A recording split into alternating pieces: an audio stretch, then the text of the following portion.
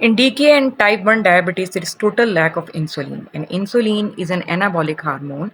And when there is lack of insulin, there is breakdown of fats. And this breakdown of the fats produce the ketone bodies, which are acidic in nature. So when we send the arterial blood or venous blood of such a patient for ABG's purposes, we see that pH is less than 7.3, carbon dioxide is also low, and bicarb is less than 15. And blood sugar level is between 300 to 500 milligram per deciliter, and ion gap is also raised.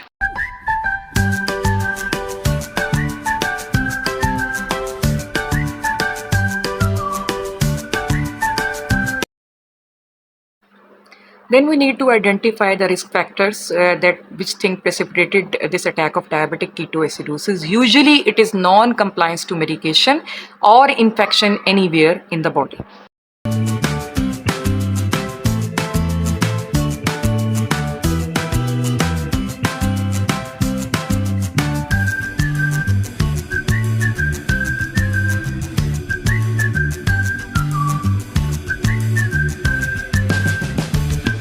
The patients of the DKA, they usually present with weakness, abdominal pain, nausea, vomiting, altered state of consciousness, and the important signs are rapid shallow breathing, and this type of breathing is called Kussmaul breathing, which is hallmark of diabetic ketoacidosis.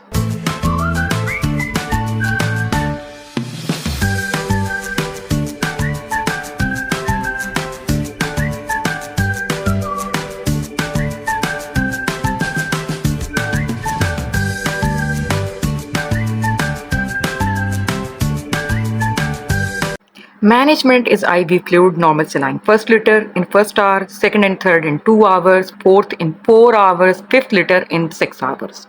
So fluid management is crucial. Now insulin is prepared by adding 100 units of regular insulin in 100 cc of normal saline in microburette, and we start it at 6 microdrops per minute. This dose is 0.1 unit per kg per hour. And if the blood sugar level, hourly fall in the blood sugar level is less than 50 milligram per deciliter, we can increase the dose. That is from 6 microdrops to 12 microdrops per minute.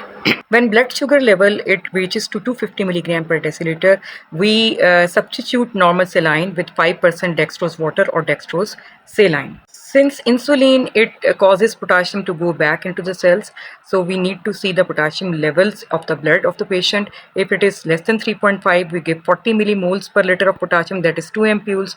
If it is between 3.5 to 5.5, we give 1 ampule, 20 millimoles, and if it is more than 5.5, we do not give any potassium chloride.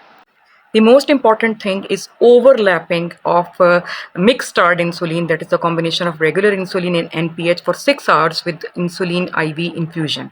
And this is very important, otherwise patient can go back into DKA. Thank you very much for watching.